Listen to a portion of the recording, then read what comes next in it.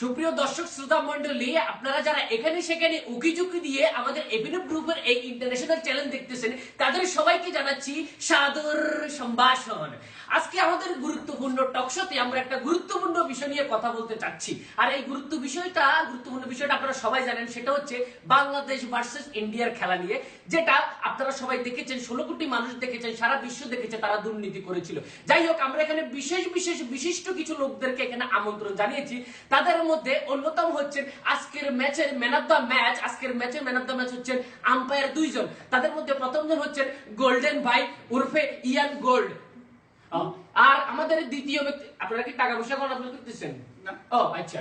আর দ্বিতীয় ব্যক্তি হচ্ছে, তিনিও কম যান না কোনো অংশে, গোল্ডের সাথেই তিনিও ম্যাচের মধ্যে ম্যান অফ দ্য ম্যাচ যৌথভাবে নির্বাচিত হচ্ছেন। তিনি হচ্ছেন আমাদের সবার প্রিয় শ্রদ্ধেয় আলিমদার ভাই। আলিমদার ভাই ভালো আছেন? আচ্ছা, যাই হোক, আর আমার পাশেই ঠিক পাশে বসে আছেন আমাদের 16 কোটি মানুষের মধ্যে একজন স্বনামধন্য কুখ্যাত বিখ্যাত দর্শক, সাধারণ দর্শক। ভাই আপনার নামটা আমি জানি না, আপনি নিজে কোন? খান আলী খান। ওনার নাম খান আলী আবার খান। যাই হোক, আমার পাশে তার পাশে বসে আছেন আমাদের বিশিষ্ট Indian cricket council international cricket কাউন্সিলের সভাপতি আমাদের মোস্তফা কামাল লোটাস। লোটাস ভাই, আপনাকে আমাদের এখানে সাদর আমন্ত্রণ। লোটাস ভাই মনে হয় একটু বারাক্রান্ত হৃদয় নিয়ে আসেন। যাই হোক, আমরা তারপরে চলে যাচ্ছি আমার আপনার সবাই প্রিয় আমাদের বাংলাদেশ দলের গর্ব, এক সময়ের দুর্দান্ত, সরি উনি এখনো খেলেন, যাই হোক উনি পায়ে ব্যথা নিয়ে বাংলাদেশকে খালি দিয়েই যাচ্ছেন আমাদের সবাই প্রিয় অধিনায়ক মাশরাফি বিন মুর্তজা উরফে নড়াইল এক্সপ্রেস। মাশরাফি, আপনাকে স্বাগতম। যাই হোক, আমরা আজকের বিষয় ম্যাচ নিয়ে কথা বলবো। প্রথমে আমরা শুরু করতে যাচ্ছি আমাদের আজকের ম্যাচের মহানায়ক, যিনি ম্যাচটাকে পুরো একাই ঘুরিয়ে দিয়েছেন, তিনি হচ্ছেন আমাদের সরি ভাই, একাই ঘুরিয়ে দিয়েছেন, তিনি হচ্ছে আমাদের গোল্ড ভাই। গোল্ড ভাই, আজকের ম্যাচ সম্পর্কে আপনি কি বলতে চাচ্ছেন? আজকে নাকি আপনি ইন্ডিয়ানদের কাছ থেকে আমরা শুনতেছি আর কি কিছু আই কিত্তা মারে হাতারা রাজ্যের ইন্ডিয়ানরা আই অনেক টিয়া দিগেছে, কিন্তু আর ঘরে তো কতক্ষণ থাকে আই কিত্তা মার আর লাগে, এটা লাই তো দিছি মাশরাফিরে বড়ি। তার মানে উনি বুঝাইতে চাইছেন যে উনি ইন্ডিয়ান কাছ থেকে তো ঘুষ খেয়েছেন, উল্টা তার পকেট ভরার জন্য আমাদের মাশরাফিরও 40% বেতন কেটে নিয়েছে, এটাই তো নাকি? সেটাই। তা আপনি কি একাই খেয়েছেন না আপনার সাথে কেউ ছিল? আরে কিত্তাম হেতেও তো আমার লগে আসিল, হেতেও তো শুনাইছি। কি আলিমদারও ছিল? আলিমদারও তো আমরা বাংলাদেশের মানুষ এতদিন ভালোই জানতাম, উনি নাকি 1 নম্বর আম্পায়ার। যাই হোক, আলিমদার ভাই আপনি কিছু বলেন আজকের ম্যাচ সম্পর্কে, এগুলো কি শুনতেছি আপনার নামে? ভাই আর কি দোষ, আর গোল্ড ভাই যেন খাইছে আইতে তুমি ভালো লাগে।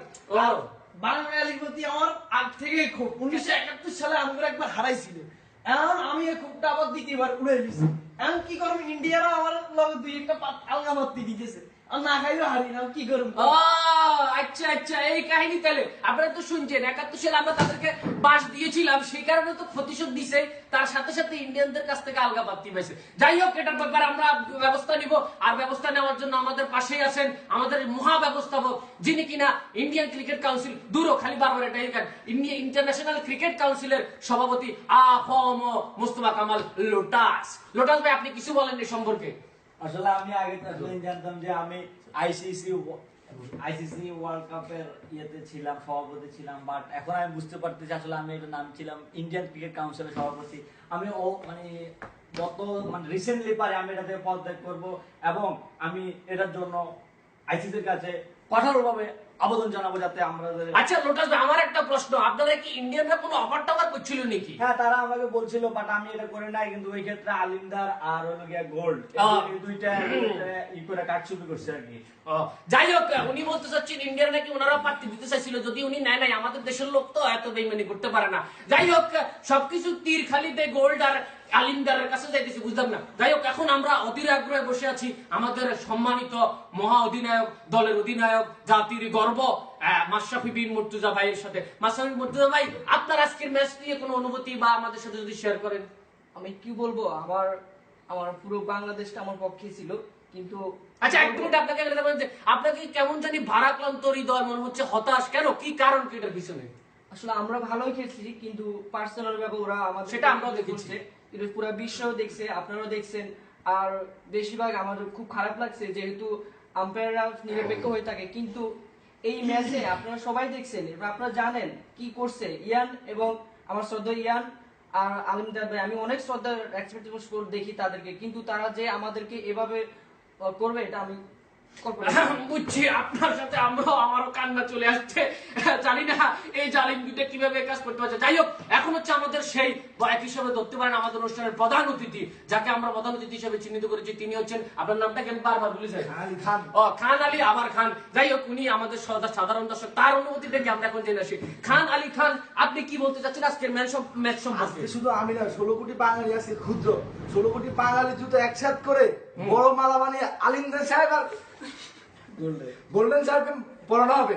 হ্যাঁ, বুঝতে পারছি। আপনি যেহেতু কইতেছেন, তাহলে দেরি কেন? আমার পায়ে জুতো আছে না, আপনারা উঠেন না, আপনাদের কাছে কি দেখা যায়? একটা ডলার। আচ্ছা দর্শক শ্রোতা মন্ডলী, আপনারা একটু ধৈর্য ধরেন, আমরা অনুষ্ঠানটা শেষ করলে তারপরে জুতা যা আছে সব একসাথে আলিমদার গোল্ড, সাথে সাথে আইসিসি মানে ইন্ডিয়ান ক্রিকেট কাউন্সিলকেও আমরা দিব। যাই হোক, বাংলাদেশ দল হেরে গেছে, এই জন্য আমরা খুবই দুঃখিত। আমরা আশা করি আজকের পর থেকে বাংলাদেশের কোনো মানুষ আর ইন্ডিয়া আর ভারত এদের সাপোর্ট জীবনও করতে পারে না। আর ইন্ডিয়া, ভারত, পাকিস্তান যাই হোক না কেন, এদের সাপোর্ট করা যাবে না। বুঝতে পারছেন আশা করি। আর যারা করবে তারা বাংলাদেশি না, তারা হচ্ছে ইন্ডিয়ার দালাল আর পাকিস্তানের রাজাকার। ধন্যবাদ সবাইকে।